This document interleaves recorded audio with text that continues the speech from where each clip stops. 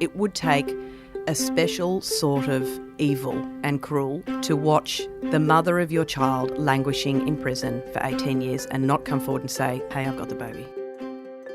From Mamma Mia, I'm Mia Friedman and you're listening to No Filter, candid conversations that count. By the age of 24, water polo player Keli Lane had accidentally fallen pregnant 5 times in 7 years. The first 2 times, she terminated her pregnancies.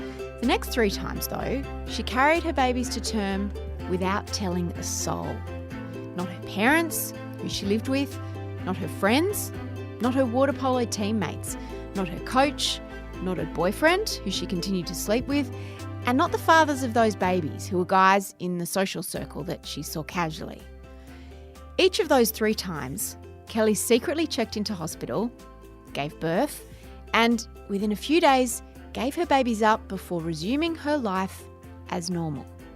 And nobody was the wiser. The first time she gave birth, Keli put the baby, a little girl, up for adoption. The third time, she gave birth to a little boy, and she did the same thing. But the second time Keli Lane gave birth, to a baby girl she named Tegan, well, there are 2 versions of what happened next. In Keli's version, 2 days after giving birth, the baby's father, a man she named as Andrew Morris or Norris, with whom she'd been having a casual affair, she says he came to the hospital with his mother and his girlfriend, and he took baby Tegan to raise her. Tegan will be 20 years old by now, but she's never been seen since that day at the hospital, and nobody has been able to find her. In the court's version of events, there was no handover. And perhaps there was no Andrew Norris or Morris. In the court's version, Tegan never got to grow up because Keli Lane murdered her baby and disposed of her body in an unknown location.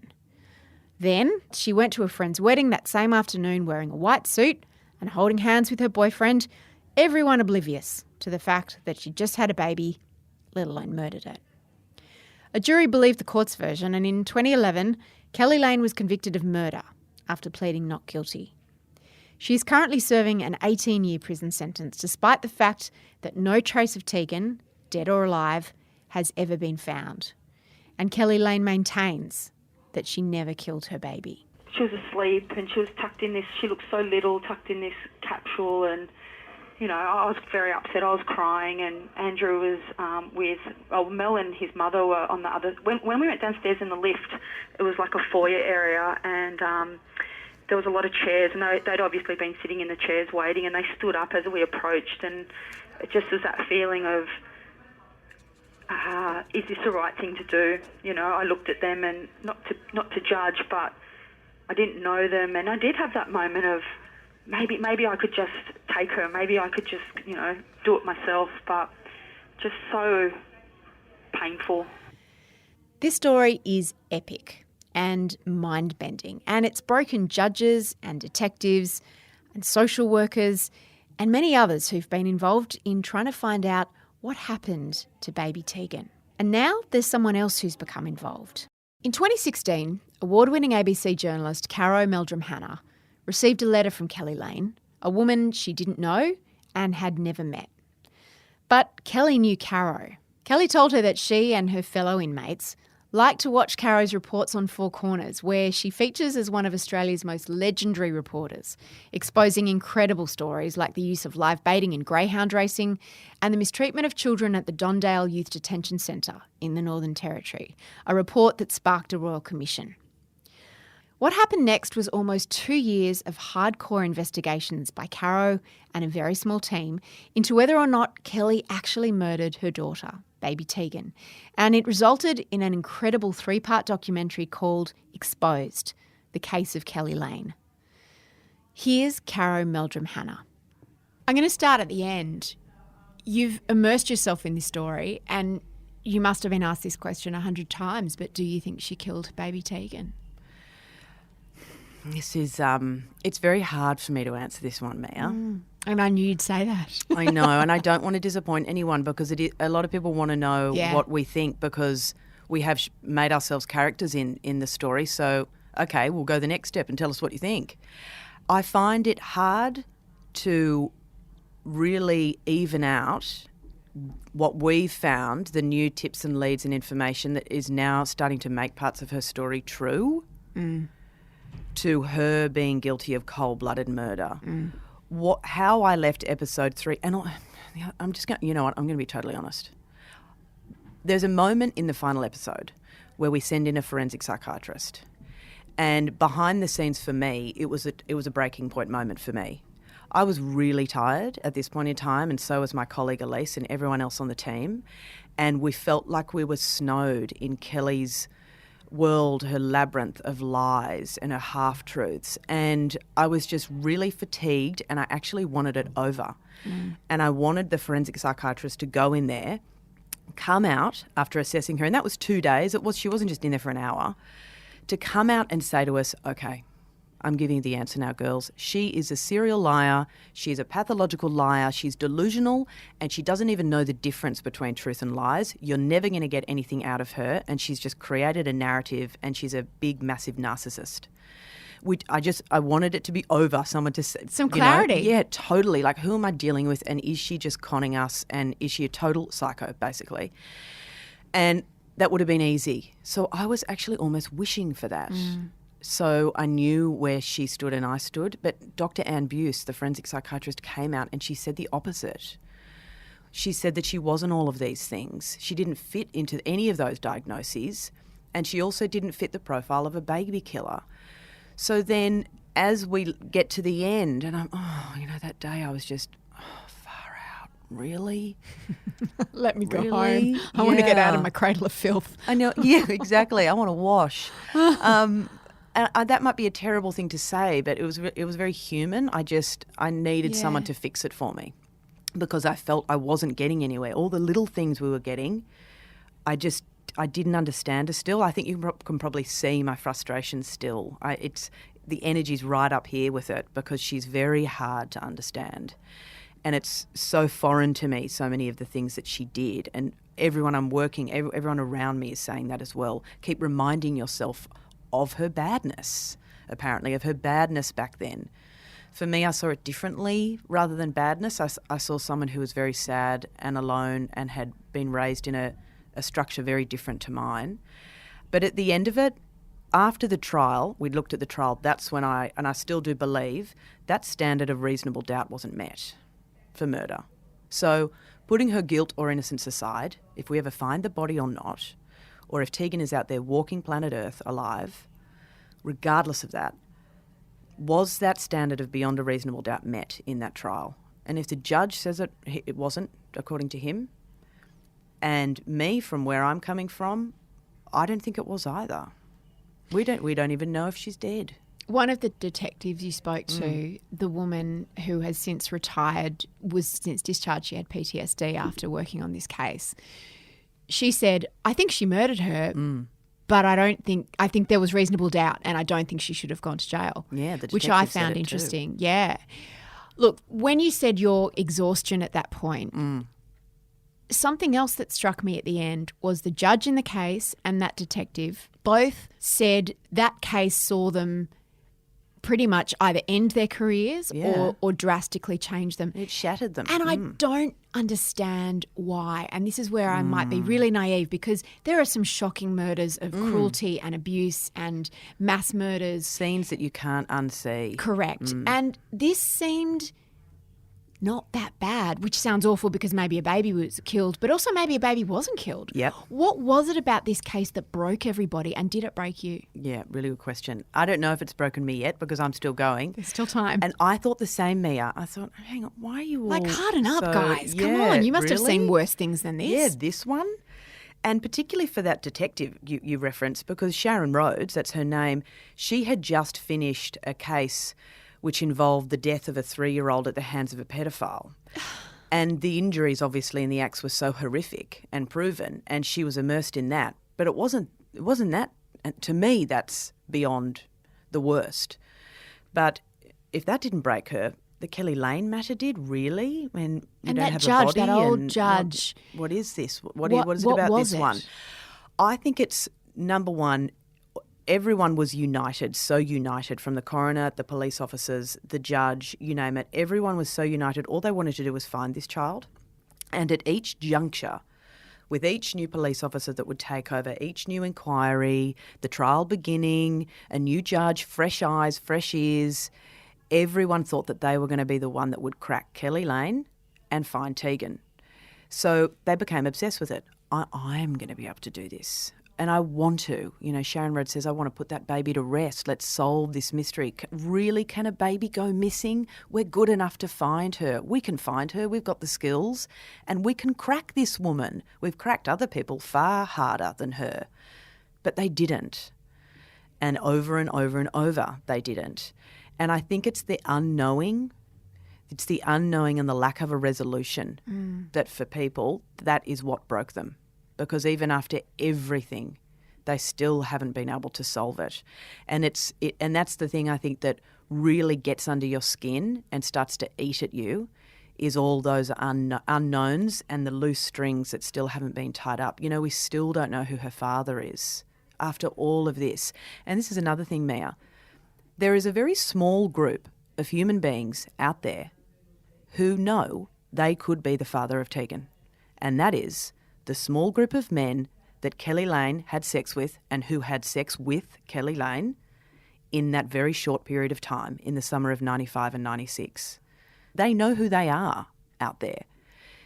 And for me, this is another thing, and I was hoping and expecting this to come forward after the show, that these men would make contact and say, okay, I'm in the pool, I could be one of them. I'm putting my hand up, I want to help you solve this. But that hasn't happened yet. That hasn't happened yet at all. And they could help. They could really help to solve it one way or another. You said the father is out there. The father could be Duncan Gillies. I'm sure I'm not the first person to suggest that. I mean, he was her boyfriend over those years. Was he the father of either of the two other live births that she had? No, so he wasn't. DNA testing was done. And it confirmed that the fathers of the first child she had and the third child she had, and neither of those men is Duncan Gillies. They were friends or in her social circle, basically. Was she dating Duncan during that time? She was dating Duncan for the first and the second, which was Tegan, and I think she may have still been hanging out with Duncan when she fell pregnant with her third child, or maybe just around the period, or maybe just broken up. So he's definitely not the father, Duncan, of the first and third children. Who were adopted out. Exactly. The middle, Tegan, it's a total mystery because there's no DNA for Tegan. Keli took DNA. She was discharged from the hospital before the little heel prick test is done, which is done on every little baby. It's called a Guthrie test. So there's nothing in the bank to compare for Tegan. The only way we'll ever know who her father is if her body is found, or if she is alive, she comes forward, or if this group of men come forward and say, hey, I might be in the pool here, and that could provide some clarity and maybe prove her story about Andrew Norris Morris wrong, you know. It was interesting to me who wouldn't talk to you, because most people would. You secured extraordinary access. I assume that's because Keli asked people to cooperate with you, like her parents? Yeah, her parents certainly. She asked a lot of her friends to cooperate with us, and I would say most didn't. We were very surprised with that. Why is that, including her water polo, former water polo teammates? I think people, look, the only way I can answer that is when one of the water polo girls said to me, use her answer, which was, we've all been put through the ringer with this. We don't want to do this again.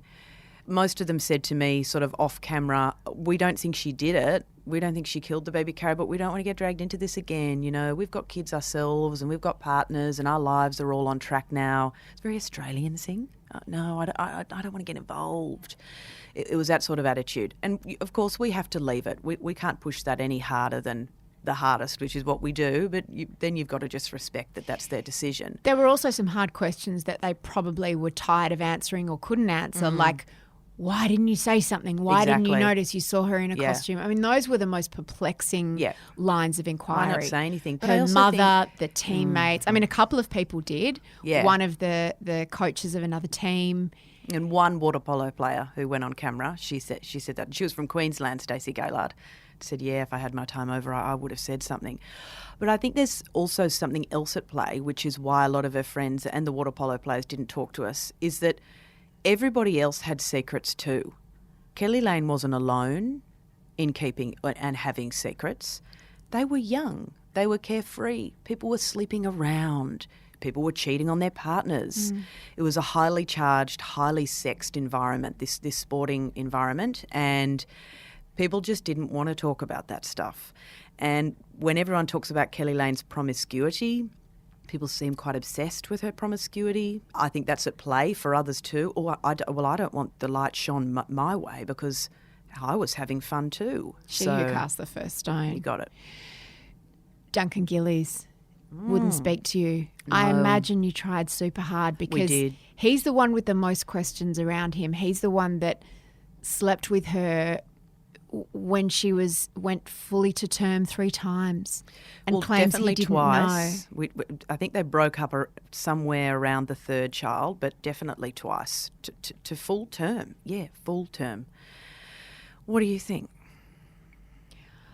Well, I did quite enjoy the squeamishness with which Mark Tedeschi had to explain the sexual position. He was the prosecutor. The sexual positions that she claimed, or it was claimed, basically she was not facing him, as he put it. She was not facing him, spooning, and that's why he didn't know, and that it was in the dark. Yep. He's got some hard questions to answer. Well, he answered questions at the inquest and then at the trial. We should actually sort of upload his responses in some way, the transcript, so people can read them to see how he responded. He expressed shock and surprise that he didn't know. He also expressed hurt that she was pregnant too, expressed this whole range of emotions, but all the way through denied all the way that he knew.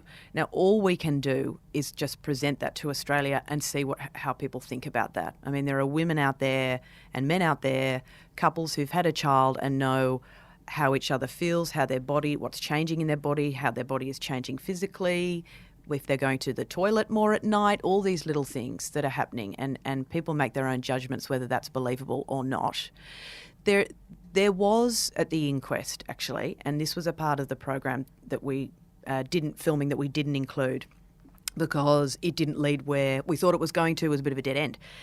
But at the inquest, there was a friend of Duncan Gillies that used to live in that house at Gladesville, and when he was first contacted by police, he told police that he'd had a conversation with Duncan Gillies, and this was around 96.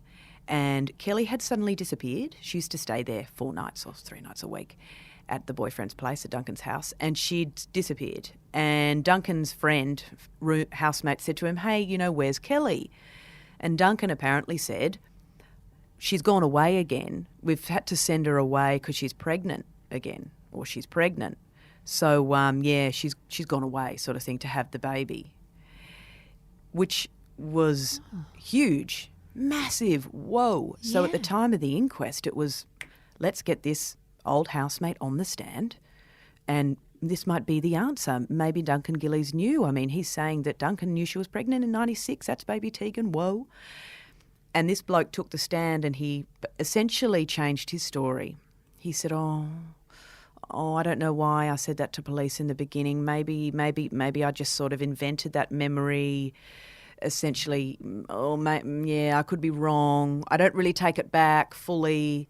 I could have said it, but it was his bizarre moment at the inquest. So we still don't know really what happened there. What reason did Duncan give? Did he give you a reason for not speaking to you? He actually didn't engage with us personally. It was through his partner, through his wife, and they live overseas. And she just simply said to Elise, "We don't want to talk to you." And I can't even remember if it was more fulsome than that, but it was pretty sharp, pretty short response, blunt. We're not talking to you and we don't have anything to answer for. That's it. So just staying on the topic of the hidden pregnancies, I found myself, as I think most people probably did when hearing this story, judging, not judging, judging, trying not to judge, judging. Me too. And it began with accidental pregnancies, her first 2 pregnancies. I fell pregnant around the same time. I had terminations. I had 2 terminations it happens. Oh, yeah. The second termination, however, and when I went back and watched the series again, I saw on Elise's monitor, she had up images of fetuses at 20 weeks, which is when Keli had that second termination. And you did mention, and I think Keli spoke about it as well, that it was because it was such a late-term abortion. That's halfway through a pregnancy. Yep. It's a special 2-step procedure. You have to go to certain doctors. It's not like you just make an appointment and go to a clinic.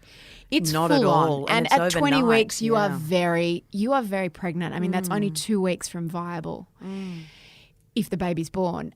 I judged her then. I really did. And I thought, well, that's an interesting thing at play. Were you in denial? Were you that detached from your body as to not knowing what was going on? By talking to her, what sense did you get about why that pregnancy went so long? A combination of things. In her own words, she said that she realised this second pregnancy. She realised later, so she'd lost a lot of time. So by then she was further along in the pregnancy. She says that she also would skip periods a lot. That's what they did when she was playing water polo. She'd skip periods because periods were essentially slowing her down. Was she on the pill? She was on the pill, but she said that she would forget to take it sometimes. She was drinking a lot, sound like it really wasn't in a very good routine, and that her partner didn't like to wear condoms, and she never had the confidence to say to the boys she was sleeping with, wear a condom. Most boys, don't like wearing condoms, apparently. So she just didn't have the confidence there, and she didn't want to carry that child. She didn't want to give birth to it. She was playing water polo, and that just wasn't in her life. But she thought she was doing the right thing. And she says, if I went to that clinic and they said, nope, you're too far along, I was then going to have the baby. I wouldn't have done anything else to myself to terminate the pregnancy. And it would, Caro, that was legal. It was legal. That was allowed, and that's what I did. I too had moments where I was judging her. I couldn't understand it. But when we then really focused in on her psychology, because I guess when you're looking at someone through your own framework and the prism of yourself, that's when you're never going to come to a common understanding. So it was almost, let's think like her. So when we had the forensic psychiatrist who go in to see her, that was one port of call for us. But I also started talking to elite athletes to understand what the psychology is there. I even went down the road of something called abortion doping. I was trying to figure out if it's a performance enhancing thing in sport, women in sport, where you fall pregnant and you experience this window of incredible performance, basically, of improved athletic performance. Yeah, in the early stages. That's right. And then you carry the pregnancy to a certain point and then terminate, and you keep doing that over and over again. It's this natural drug, essentially. And what sports does this happen in? It was happening in athletics. It was a big thing over in the States, I think. If you Google it up, you'll find more about it. So I went down that rabbit hole, and it's a confirmed thing, really. Yeah. I went down that rabbit hole thinking, was she getting up to that? Could that be part of it? Pattern didn't make sense, though, carrying it for too long, carrying the children for too long, and then obviously continued to carry them to full term. So athletes were saying you can not notice things and you can keep playing without knowing. You are trained to push through pain. That's what you do. And discomfort. Exactly. I thought you would have had to, as an athlete, be very in tune with your body, like every part of your body and every twinge and every physical change and your weight and all of those things. Yeah, exactly. But that's I don't really know how to answer that. That was how she was speaking about it. But there was something else too at play, and the forensic psychiatrist, she wrote a longer piece. I don't know if you caught it. We published it on the weekend, where she much more detailed about who Keli Lane is and her mind. And she spoke about Keli Lane growing up in her family. There was no girly talk. No, Sandy did not seem to be a very girly mother. No. She was terrifying, Caro. I formidable. think she shocked a few people. There was no talk about menstruation, periods. It just wasn't part of the dialogue in that house. Did she have siblings, Keli? She did. She has a brother. But no sister? Nope. It was all sport. She idolised her father. Men were her heroes.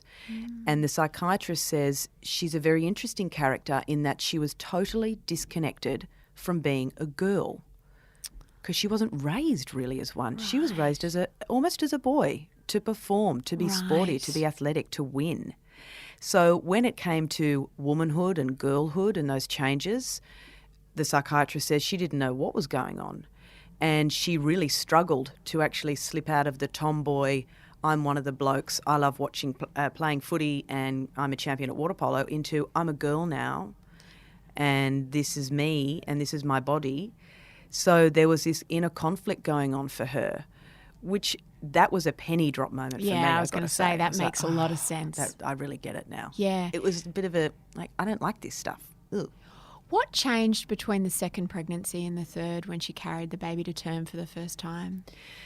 Well, Keli said that she didn't want to go through that again because the procedure you spoke about there, the 20-week procedure, the 2-stage one, she actually, a device was left inside her overnight, a dilation device essentially. It sounded really uncomfortable and traumatic.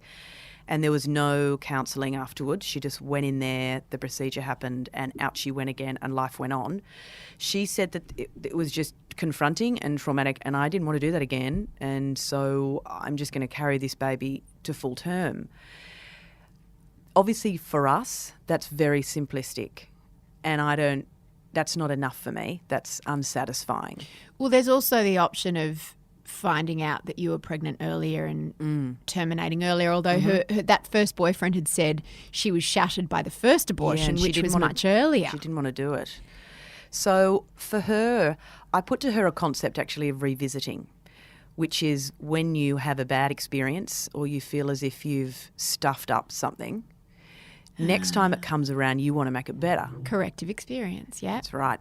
So I put that to her, were you revisiting? Because you're doing something over and over again, which is really damaging, really, really damaging for you. Hoping it will end in a better way. In a better way. Can I make it better this time around? And she said to me, Caro, I really appreciate your level of thinking and where you're trying to go, but it wasn't that complex. I'm not that sort of brain. She was just really upfront with me. Just stop. Stop trying to go deep because I'm up here in the shallows. But some things are subconscious. Yes. Yeah, I think so too. So just because she wasn't consciously trying to do something doesn't mean she wasn't on some level. That's right, whether she was aware of something or not. Essentially, she just said she didn't want to do that again, a late-term abortion, so she carried it to full term. And she kept saying to me, there was one concept over and over, she just kept saying to me, Caro, I was doing the right thing. I was doing the right thing by the baby. I wasn't getting rid of the baby. I was doing the right thing by that baby. I wanted that baby to live. I wanted that baby to have a life. Mm-hmm.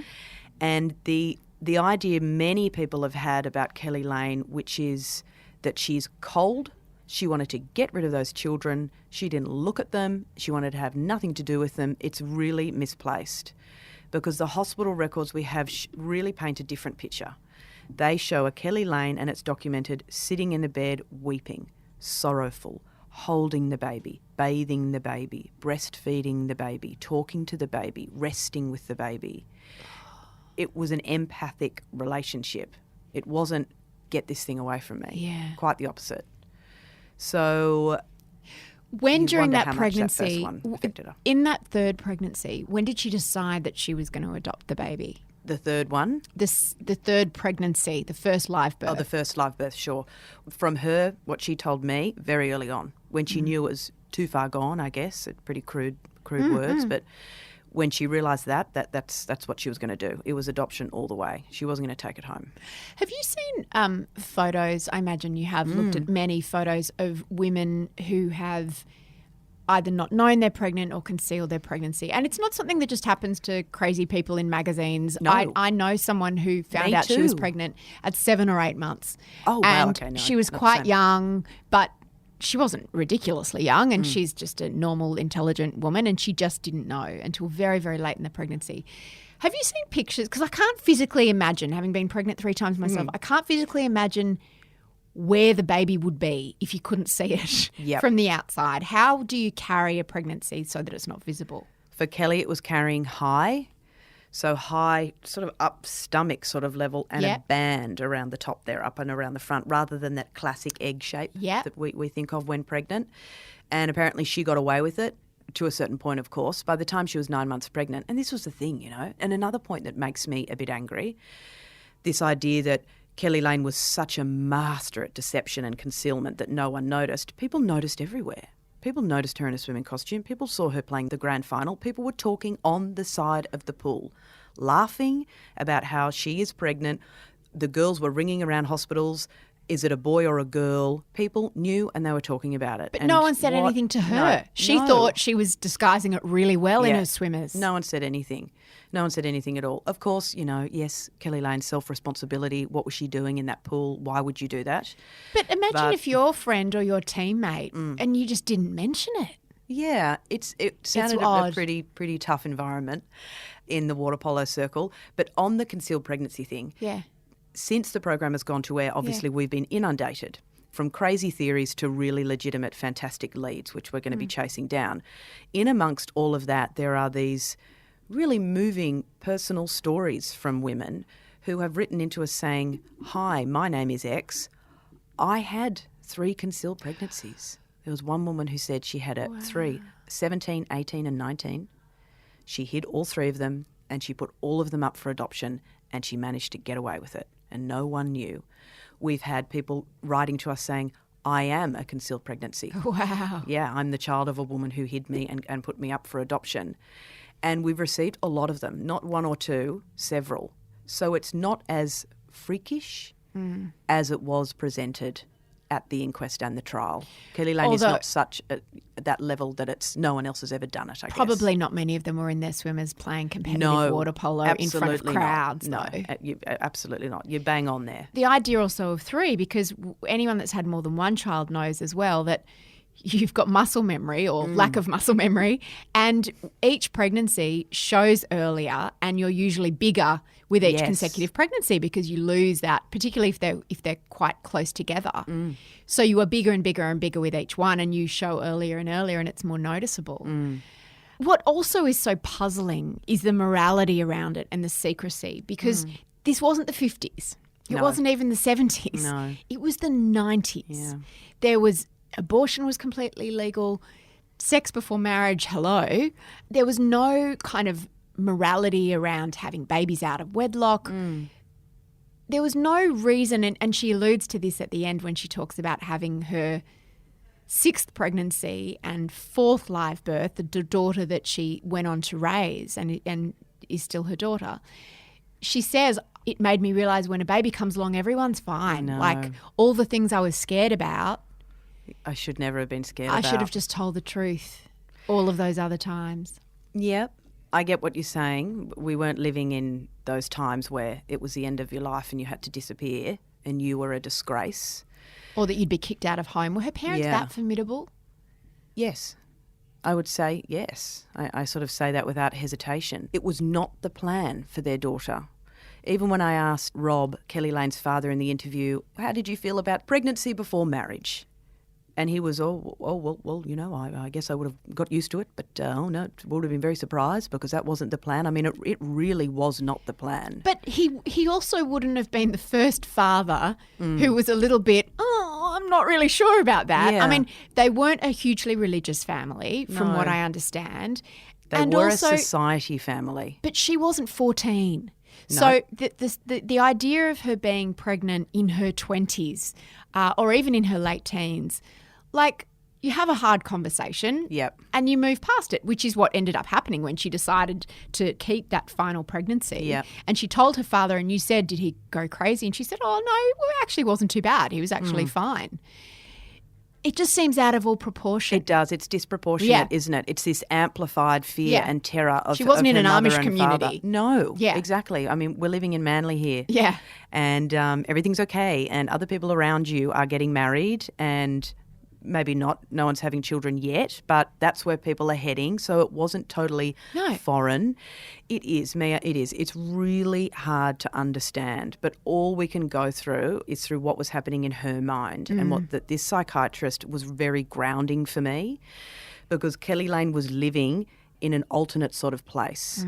And the expectations that she had placed on herself through her family, Everything was a perfect storm.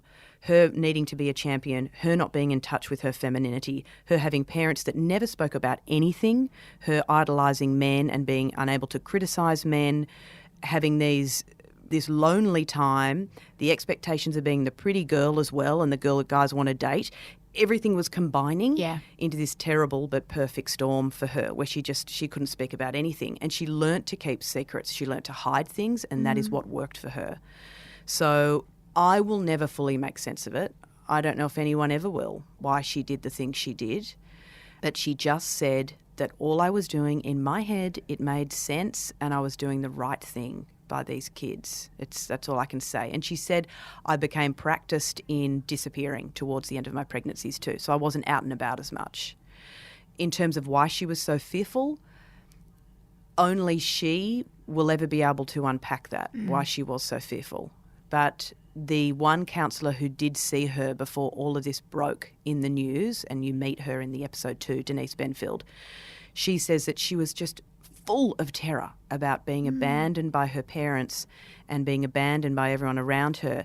And it was this, we had the notes too from this counselling session, which are really revealing. And they say when Keli was younger, this is just an example, her parents went away and she had a little party at home, like we do when our parents go away, epic, let's get people over. And that happened, and her father found out.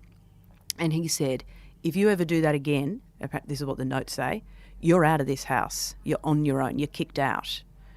So, I mean, I've heard that before, I guess, from my parents, like, do that again. You're not allowed to live here, you little brat sort of thing, you naughty girl. But for her it was, oh, no, that's real. I really will be on the streets, will I? Oh, oh, no.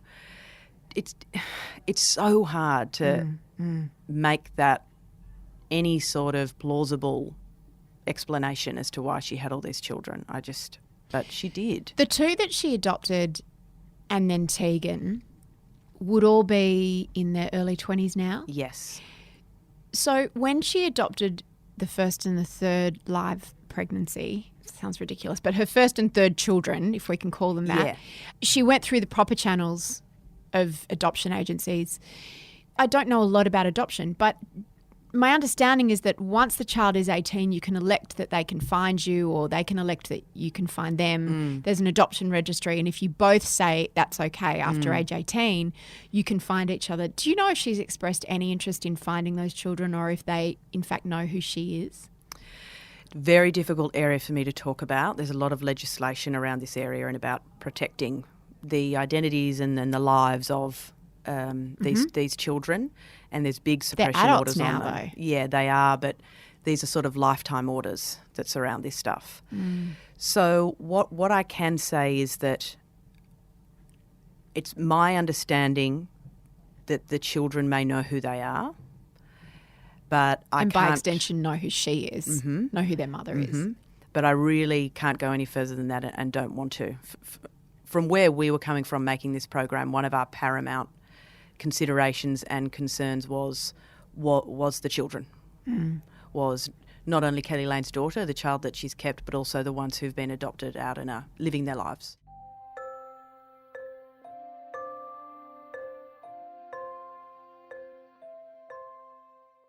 So we've been in Kelly's head for a bit. Yeah. I want to get in the head of Andrew, whoever he is. Yes. And that was a ka-ching moment in the end. And I want to unpack that first of all when you got her to admit that maybe it wasn't Morris Norris. Yep. And I think anyone that's seen that footage of when she was questioned, there's always been something weird about it. The reasons that she was lying, we don't know. And I think that what was interesting about when you got her to finally admit it was that she said, it's not because you pushed me. That's right. I got there on my own. What do you think she meant by that? That... It seemed a really petty point to make. Yeah, don't you think? Yeah. I thought that too when she said that. Why would you say that? Are we playing a game here? Yeah. What's going on here? Yeah. Is this a power game? I couldn't understand it. She said that because people throughout all of this, in the interviews, particularly with police where she was unrepresented, she was alone, she didn't have a solicitor, Keli Lane, and you did see this, she was totally outplayed by the police. She was deer in the headlights and she didn't perform very well in those interviews, and first of all, she wasn't honest in the first one, but when she says she was then honest in the second one and changed the name from Morris to Norris and changed getting a cab to him driving her to getting a cab, all this sort of stuff, these little things that were changing, but which are big things. She says that when she's backed into a corner, she goes into the defensive mode, and she basically, I think essentially, she can't be honest. She just shuts down. She doesn't know what to do when she's not in power. So she gets into a corner and she's deer in the headlights. Oh. But then if you speak to Keli Lane, I noticed in a different way. When I wasn't interrogating her or aggressive or laughing at her or mocking her, as in the feeling of her being outplayed and in a corner, she softened too, and she would then give me some more. It was a bit of a respect thing, and it was if you behave like the police behaved, you're not going to get anywhere with me. It was it's a peculiar quirk in her character. For me, say, when I'm, under the cosh or someone is saying to me, hey, you're lying, or I don't believe you, and I'm going to just stop talking to you because I'm sick of this, I will, and you probably will too, engage and say, okay.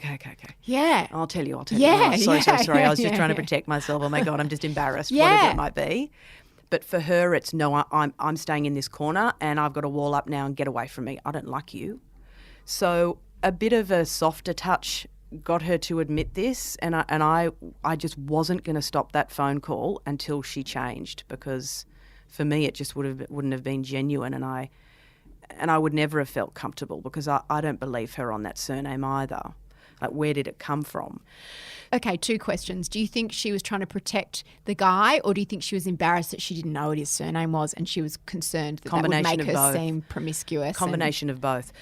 The pattern of what she did for the pregnancies that she's had and the live births, or we'll call them the children, is that she sprinkles the truth amongst the lies, Kelly. So she would use a fragment of the real name and mix it with a false surname or flip them around. And she did that for the third child, almost successfully, but she was caught out. She was using, part of the name she was giving authorities was really the right name, and then the second part wasn't. The right name of who? The father? Of the father, that's right. So she jumbled names, and she also jumbles telephone numbers, and she jumbles addresses. So she'll give almost the perfect address when she was at a hospital, and almost the perfect number just with one digit changed or dropped. And say an apartment number could be 70A instead of 70. It's what she did. So it was almost truthful all the time. To cover her tracks. That's right. And so why? us getting her to say, Andrew, for me, it's, when I said at the end, is this just another one of her lies, or are we a step closer to the truth? I do believe we're a step closer to the truth, because she did this for the third baby daddy. She finally dropped the erroneous surname that she gave. Did she? Yes. And the first name was always right. So, but I thought you said that person's never come forward, or he has. Oh, of the third child. Yes. Yeah, he knows who he is. Oh, he knows who he is. Of the third one, not third the live first. Birth. Both do. Oh, both the first dads and do. the third. Yeah. I think you're talking about the dads. Okay, because you said I've lost all the dads and the lies, and no wonder you're confused and you needed it stuck on the wall. Okay, so the first and the third, you said they were friends, members of her social circle, people she knew. Exactly. They know who they are. And you also can't tell me if they have any contact with the adopted children. Yep. I have to wonder about that. Okay, so... But when she was at the hospitals, is what I was saying, and this, we were talking about the name change for Andrew, her dropping the surname. Got it. She used to jumble up names and addresses and phone numbers, so they're almost true, almost right, except for a little thing that's wrong in them. Yeah, that's what I've done. It's when you have to give a phone number and you don't want to give your real phone number. Yes, and you change your digit. I've got a standard one that I give. Yeah, me too. And it's just 2 digits changed. Yep. Because that's easy to remember. Yeah. That's right. But she told so many lies anyway that she had a problem remembering all of them. I think that's what she's done here with Andrew. And I do think we're closer to his identity. Because her friend said she mentioned a guy called Andrew. That she was sleeping with. Okay. Yes, the witness. So let's get into Andrew's head. Yes. Right? Weirdly, he had this apartment. He was in a relationship. Was he married or in a relationship? He had a girlfriend. He had a girlfriend. He has a girlfriend. Okay. So he was in this apartment that she came and went from, that obviously his girlfriend wasn't going to be staying on those nights or whatever it happened to be. Why would he not come forward? What would be his reasoning? Okay, so first up, and this is the prevailing logic around this, Andrew, is that it would take a special sort of evil and cruel to watch the mother of your child languishing in prison for 18 years and not come forward and say, hey, I've got the baby. Yeah. Here we go. Sorry. Correct. I might get in a bit of trouble, but she shouldn't be in there. So don't you think? Absolutely. So, and that's really... what's the downside for him? Downsides. Many when you look at all the infinite possibilities. Number one, the man who took carriage of Tegan, something may have happened to Tegan in his care. She may be dead. Number two, the man who took Tegan, this Andrew, might have sold Tegan to someone else, gave Tegan to someone else, don't know where Tegan is. Number three, may be fearful of ramifications for himself. 4, maybe from a highly religious family. 5, may not even be in the country, may be overseas and not even know that any of this has gone on and never knew there was this massive missing person search. They're some of the possibilities. Very unlikely though, right? It was Balmain. Yeah. In the 90s. It was Balmain. However, we have had some very compelling information coming into us about a certain Andrew who used to hang around in Balmain, matches the description that Keli Lane gave, looks strikingly similar to him, was apparently some sort of a drug dealer, had some sort of not exactly legal lifestyle that was happening, and may have been using the apartment of someone else, so using a mate's apartment. Sounds like all these sorts of sounds like the guy in. who would definitely want to take a newborn and raise it. You know, that just fits the complete right. description of a guy who would selflessly want to take a newborn and come to the hospital with his mother and his girlfriend. Because then also, okay, so Andrew's quiet. But what about the mother and the girlfriend? That's where it becomes really, really hard to understand, because you know what? We do know that one person can go missing, and we know that a baby can go missing. We were contacted by actually a customs, someone senior in customs who was working in customs in the mid-1990s and said, okay, girls, just so you know, was actually pretty easy to get a child out of the country back then. You didn't even need a passport. So you could take a very newborn child out of the country and that would be absolutely doable. If this guy's the father, why the secrecy? Why the secrecy? He's the legal father. He could take the baby. Why do it all under, without paperwork? Yeah, well, it does it. Why wasn't it done properly? Yeah. Why not? Why not? It's I can't answer that. I totally can't answer that. So and she can't either. No, she said that was the arrangement that they came to, and it might sound crazy, but that is what happened. We do know that, it's certainly in generations past that children would be raised by who they thought was their mother, but was actually their grandmother. Yeah. And their mother was their sister. Yeah. That happens, and we've been contacted by lots of people where that's happened, but that's still remaining within that familial unit. Correct. And this in most cases, that was unit. In a different generation. Yeah, absolutely. So, yes, it is really inherently unbelievable, the story. However, from where I come from, I think, okay, we know that it's now clear. The prevailing attitude is that it is more acceptable and believable that a mother killed her baby in cold blood than it is the idea that a father took their child to raise. So, yeah, I believe more that she actually murdered that baby than a father would actually take their baby to raise. What sort of guy would do that? That's messed up in a way, isn't it? Yeah, and I think there is a bit of a subconscious bias with all of us when we think about that. No, but I think until you get to the It's the secrecy. Ludicrous. It's the secrecy, though. Yeah, but it's the secrecy, and it's the fact that could totally easily happen. Yeah. But then why disappear? He's got nothing to be ashamed of. It wasn't he didn't steal the baby. Why disappear? Well, the only reason why you disappear is if you have something to hide, or if you don't even know about it. So for Keli Lane, and this is when we're tearing our hair out with exactly the same things that we're discussing now. So inside my team, when we're doing this, we'd be late at night going, hang on a minute, what the hell are we doing? 3 people can't disappear. How have we gotten ourselves into this? Why are we doing this? Well, now we're 4 people have played. disappeared. The father, the girlfriend, the mother and the baby. And the baby. Is we go back to Keli Lane and her motivation. What's motivating her here? We know she's now proven not to be narcissist, pathological liar, psychotic, delusional, evil, all those sorts of things. We've had an expert saying her. We know that she has a lot at stake now. Few remaining people that are standing by her and her child, and she really loves her daughter. And I heard that, and, you know, they're on the phone doing homework and stuff on the prison phone. You know, she really, really deeply cares for that child. We know that the pattern for her was she knew how to relinquish a child rather than kill a child. She would adopt or terminate. We know that if she's still lying, she's going to lose everyone that's still left. She can easily sit out the next 5 years. It's really not much of a long time. She could be out on parole. And if she did kill the baby, to drag you into it proactively is only going to be more likely to turn that up and disprove her lies rather than the other way around. And we said that to her. You know, we're not your advocate, Kelly, and we aren't your friend. And we may find something that will further damn you and concrete your still, you know, a little bit cloudy guilt in terms of reasonable doubt, because we don't. It's purely because there's no body. And that was the deal. We're not going to turn away from that if we find it. And she was, totally. I want you to turn over every stone. I want you to go everywhere, drag out my shameful past, drag out my promiscuity, everything. But I did not murder my baby. I am not meant to be in here.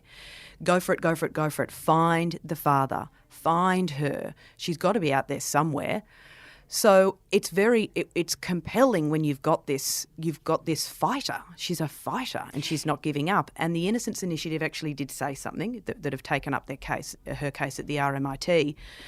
They said there is one unifying factor in the matters that we take on, and it's when the guilty person never, ever, ever, ever gives up. They do not stop. Usually there's a point where they go, I'm going to quit now. This is hard. I'm just going to spend my time here in prison and I'm over this. You know, I've got nothing left. But there are just a few who keep fighting all the way, all the way, all the way. And Dr. Michelle Reuters from the Innocence Initiative said, my point of comparison, where I see the most comparisons, is with Lindy Chamberlain. She was the same. Yeah. And we were all convinced. She never, ever gave up, ever. We were all totally convinced. What's more crazy than a dingo taking my baby? She's a monster, all the rumours, all the innuendo.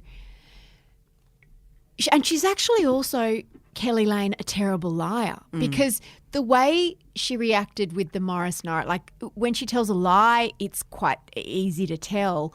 Whereas when they say, did you murder your baby, she reacts in a very different way. Yep. Which is interesting. Yep. What's her life like now? Well, she, as you know, she's in Silverwater Women's Correctional Centre. She was in protection. She is no longer. She's been out of the protective area for some time now.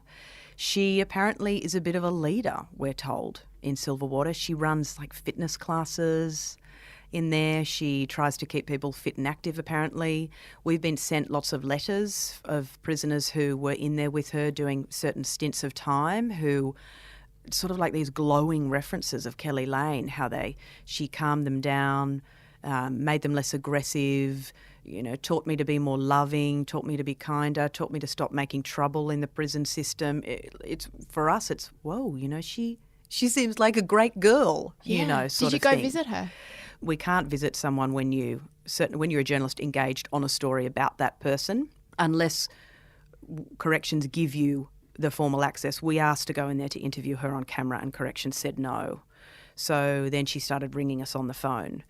I would have loved to have interviewed her on camera once we decided to make this program, because I'm a television journalist and what I feed off is the physicality, and I'm always watching someone, your body language, what are you doing with your hands, your eyes, your mouth, changes in the colour of your skin. You could have learnt so a lot. much. You could have had a lot of shortcuts through being able to see her. Definitely. In those 6-minute calls, she knows how to work those calls. She's so used to them, the 6-minute timeline. So there were some days where she was just filling that space. And when the beeps were starting and I was trying to get some questions in, it almost felt like she was timing out the call. Like I couldn't get a word in. But other times, the opposite. She was very emotional and very open and very vulnerable. And I basically, I was asking her anything. I was asking her about her sex life, her contraception, you name it, any theory, I was throwing them at her. Are you protecting someone? People will call you a slut. Were you a slut? Apparently you're called the manly mattress, all this sort of stuff. And she just kept weathering it, kept enduring it, and kept calling back. So she sort of held firm to the first thing she said to me in the first call, where she said, yep, you can ask anything, go to the ends, and I'll answer it the best I can. So she sort of upheld her end of the bargain there. So how did the 6-minute calls work? She would always call us. We wouldn't call her. We can't call her. You can't call in and interview a prisoner, but if they want to call you, and she did, she just kept calling us. And you can actually see in the series that most of the time I'm not expecting her calls. I'm sitting there, as I said, in a tracksuit. So this phone goes off and it's Keli Lane. So you quickly turn the camera on. Yeah, but iPhones, you name it. Did you not say, okay, let's speak every Wednesday at 5? No, because you also can't control the timetable, what's going in there. There can be lockdowns in the prison. There could be unrest. There can be a riot. There can be a health issue, medical issue, anything. It's totally, and they also work. Prisoners work. They have jobs inside prison. So no, there was no timetable. And she called you for 6 minutes. And when did the beeps go off? The beeps go off as you're running out of time. I think it's in the final minute, and then the beeps increase in frequency as the seconds are ticking down. So your heart's racing trying to get through this. What was it like material. trying to interview someone in 6-minute increments? I can't even imagine. It did my head in. I was going to sleep at certain points in the production of this, and I'd wake up to the beep, beep, beep, beep.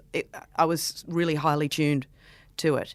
Very difficult. And did you sometimes go, fuck, when it cut off? Because I did at home watching it. Oh my gosh, I'd be moaning, groaning, throwing a chair. You seemed quite restrained. Well, you've got to when the cameras are rolling, basically. You just got to stay calm. I'm just always thinking about where does the audience want to get to with this too? What do they need to hear, and what are the questions in their mind? I'm always so aware of fulfilling that sort of stuff, But just because what I want to talk about doesn't mean that's what other people want to talk about and know about. How often could you speak? So after you got cut off at 6 minutes, could she call you straight back? Yeah, she can call back depending on the queue. There's a queue at the phone, so there could be a massive queue that day. And she can't get back on the phone. She can only call up to a certain time in the day. Lockdown is 3 p.m. So the phone line is sort of open, I think, anywhere from 9 a.m. until 3 p.m. is lockdown. So we were never going to get a call from her in the after 3. So, but it could happen any time during the day. How long did you work on this story for? We began, she wrote to me in mid-2016. But we didn't begin production on this until the end of 2018. Have you worked full-time on it during that time? I lived, breathed, sleeping it all day, all night, all weekend. That's expensive for the ABC, isn't it? Look, yeah, it's an investment. Yeah. This one wasn't as a greater investment as some other production. They're actually much longer. We turned this one around in a tighter time frame, in around 8 or 9 months full. Usually it's around a year plus for a series like this. Really? Are you still working full-time on it? I am now, because there's so many tips and leads. But we had a really tight team, and there was a very small team. Wasn't huge, but investigative journalism takes time and money. It takes time and money, that's right. And, considering within, 8, 9 months we managed to, get further with her, understand her life more, get her to finally drop that surname, get to the bottom of the trial and meet witnesses that the jury never heard from, find a witness who saw her at Wisbeach Street. We got pretty far. Incredibly far. We got far, and further than some of those investigations did with the authorities. And I'm not blowing our own trumpet here. I think it's just fresh eyes and a different way of looking at things. But some of the things that you did were so obvious, like the composite sketch. Like... yeah, the composite that was sketch. Extraordinary that no one thought to do that. On this was another moment for me where it was, yes, an expert's going in. The expert will figure out straight away that she's making up a face. That's right. And he'll terminate. Yeah. Terry Dunnett, wonderful Terry Dunnett. He's a great guy. Please. He said, I'll know in half an hour. You're like, yes, then it'll be over. Yeah, I thought, okay, I'm expecting a call in half an hour. He'll call and say, Caro, she is making this up. Nope. 3 hours pass and he comes out and she's passed the test of this very skilled forensic sketch artist who's done this for years, trained with, I think, the FBI, wasn't it? Scotland Yard or, so he's totally awesome and knows how to pick up a liar. And she passed the test with him and managed to construct this face. And people say, come on, Keli, if you know this guy, you'd be able to find him. You'd remember his phone number. Well, she doesn't have his phone number anymore, but she was able to remember what he looked like. That's the best thing that she could do. I have to ask you about Nicholas Cowdery and that moment where I've heard you say before that you interviewed someone, I think it was her doctor, that you weren't able to include in the series. And just tell me what he said about the men and the sort of the stain that sort of was put over the trial and over Keli.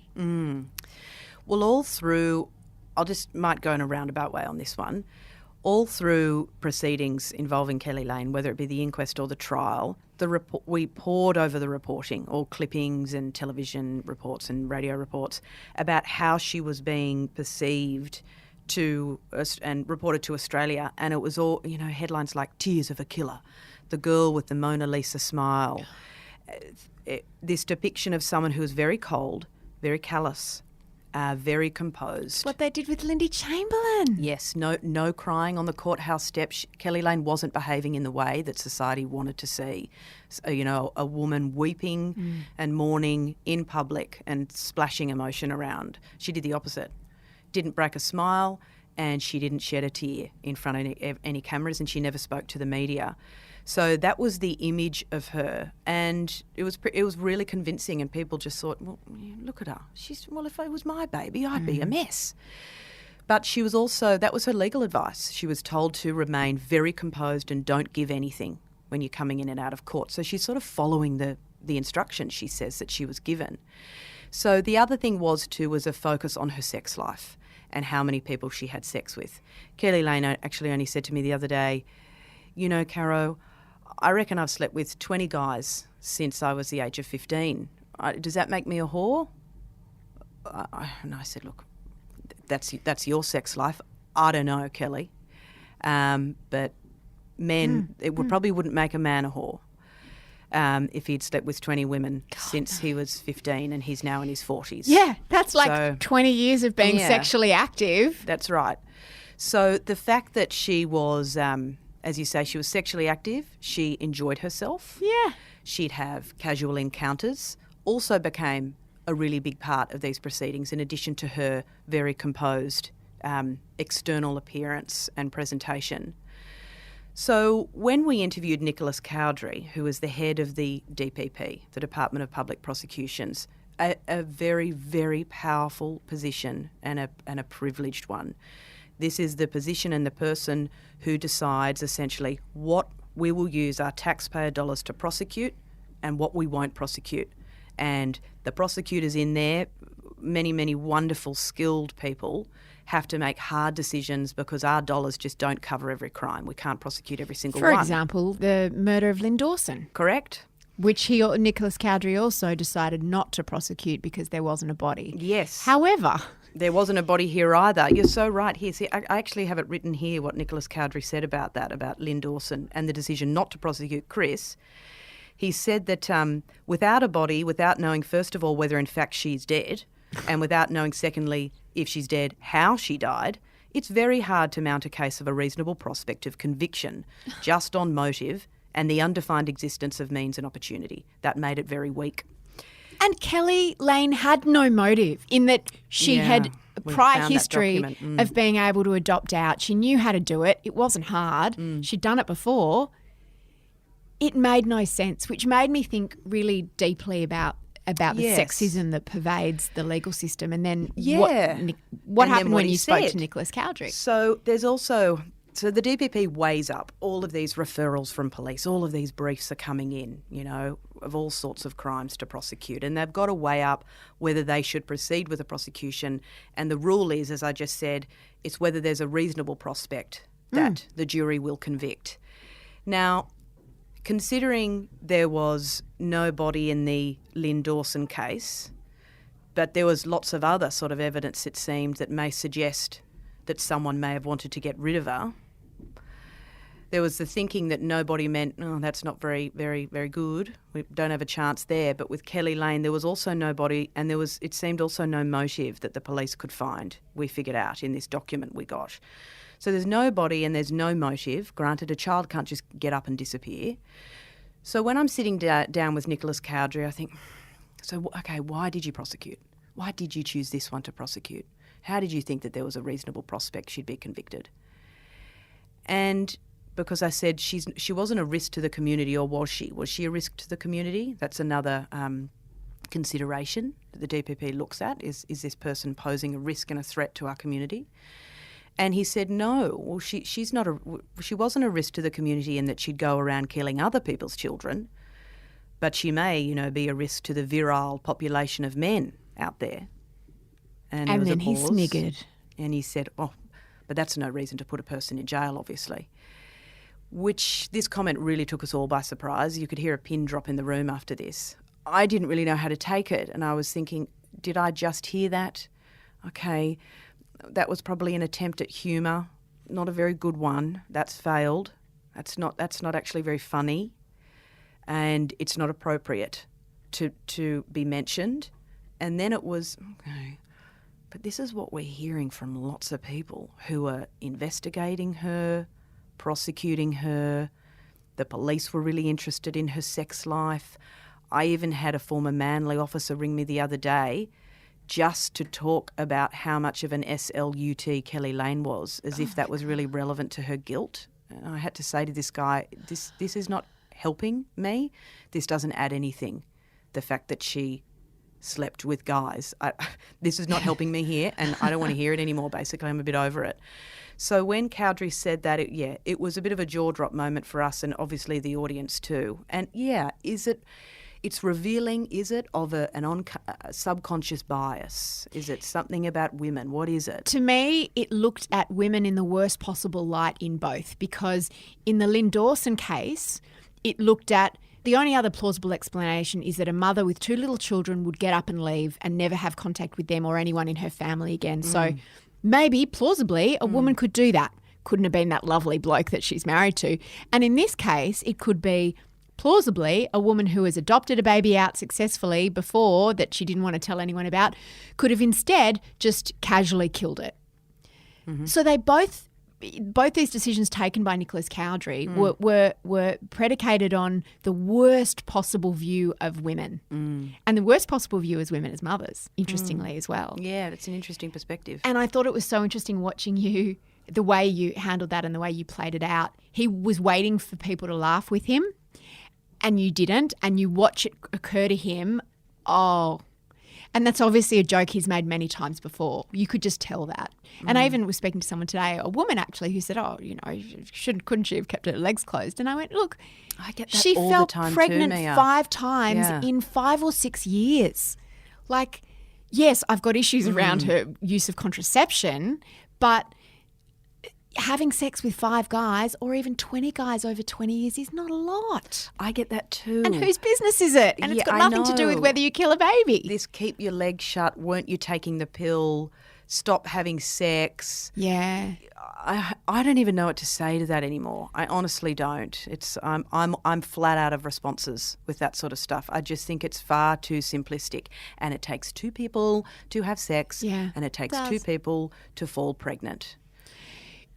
Just finally, you mentioned her partner. Is she married? She was married. That marriage has ended. That marriage ended several years ago, but she now has a long-term partner. His name's Patrick Cogan, actually, and we filmed with him. We couldn't get it in the final episode. Too much other interesting stuff. But Patrick Cogan was actually dated Keli Lane when they were really young teenagers. I think it was 14 or 15. They got together. We have this gorgeous photo of them at one of the school formals. So even before that guy that you interviewed, that she fell pregnant to the first 2 times. That's right. Yep. Wow. Before that, and they found each other again and fell in love. Just before she was charged with murder, and he's stuck by her since, and he's on the phone to her every day. He visits her every weekend.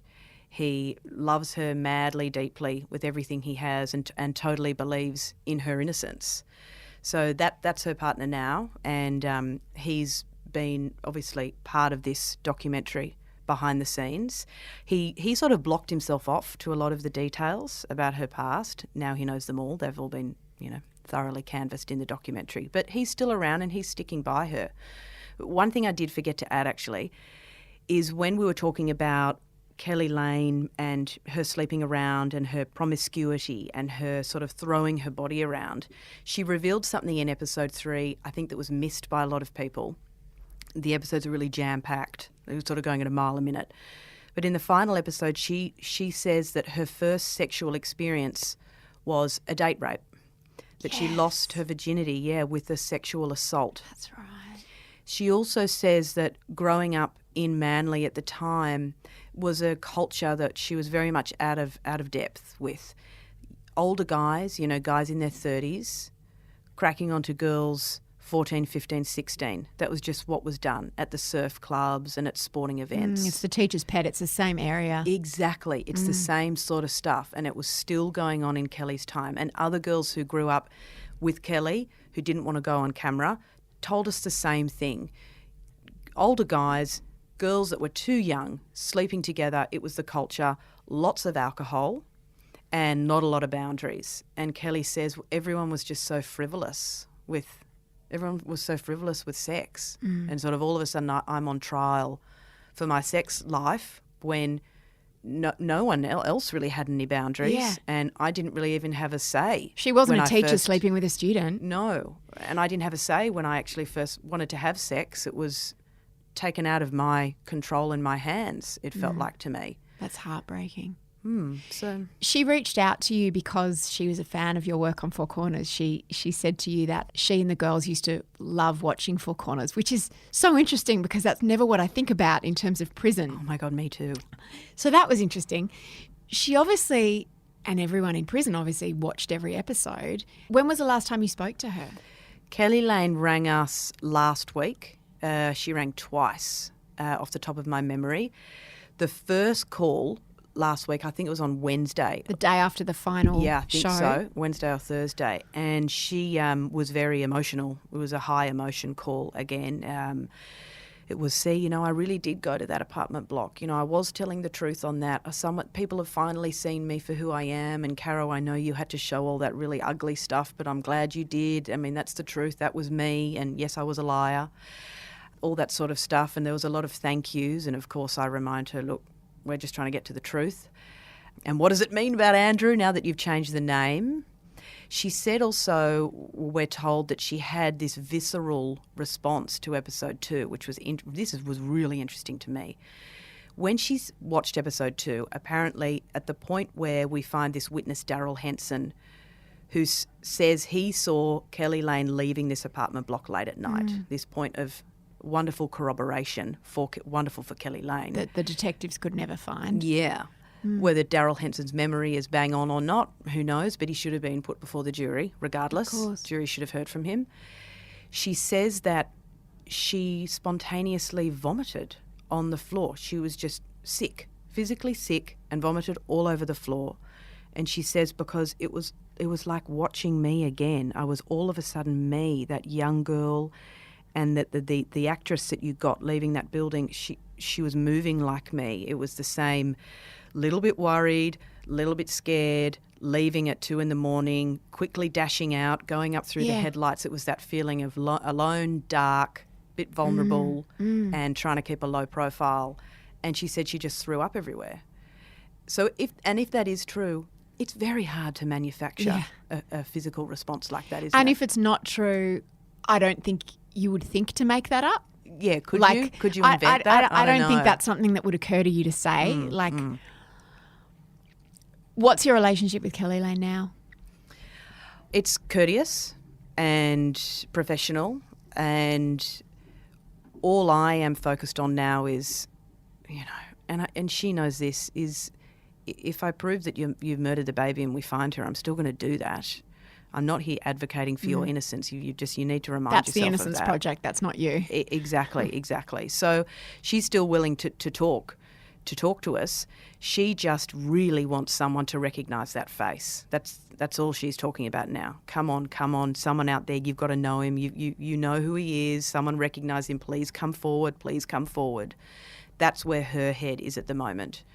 And I think she probably believes in her mind that the person is going to be found. Andrew or whoever this father is going to be found. There are more questions for me, though, now. I wonder what more there is to this story, because I feel that we just got onto the right path of this, the hardest part of this investigation at the very end. We found all this other stuff, but getting closer to his identity, we need to keep going. We can't stop now. At what point do you have to walk away? Do you have that in your head? Yeah, I think so. I think if Keli Lane can't take the next step in telling us more about Andrew, or maybe relenting on some other pieces of information that she's built around this person, for me, I think it will be the time to stop, because I do think there's some things that still don't make sense, like you do and so many other people do. What are the big things? That's my rational mind. What are the big red flags? The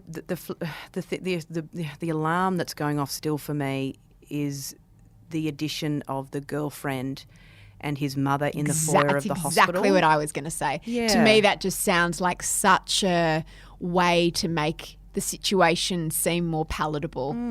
And in the same way that she either said that she knew his last name or pretended that she knew his last name, I agree. That's, to me, the part that makes no sense. Yeah, it doesn't sit well with me. It doesn't sit right. And it didn't sit well with the forensic psychiatrist either. Is it that she is still in the jumbling of things? Maybe there really were two other people involved, but it wasn't them in that place. You know what I mean? Yeah. If we can sort of, untie that all. But in a totally different area, I do think we have raised major, big questions about that trial. Yeah. About the police and the prosecutorial process that even led to that trial beginning. And I really think that needs to be unpacked, and that really needs to be looked at. Is there a legal avenue for her appeal now? No appeals, as in no retrials, because she exhausted her avenues of appeal and the High Court rejected her application to appeal. Even with new evidence? Well, that's where that was before. Now, with fresh and compelling new evidence, she can get a judicial review. If Tegan walks through the door, she'll be exonerated. But I really do think we're at a point now, particularly after episode 3, that there are questions that need to be answered about what went on behind the scenes. How can you have a jury that doesn't hear from certain people?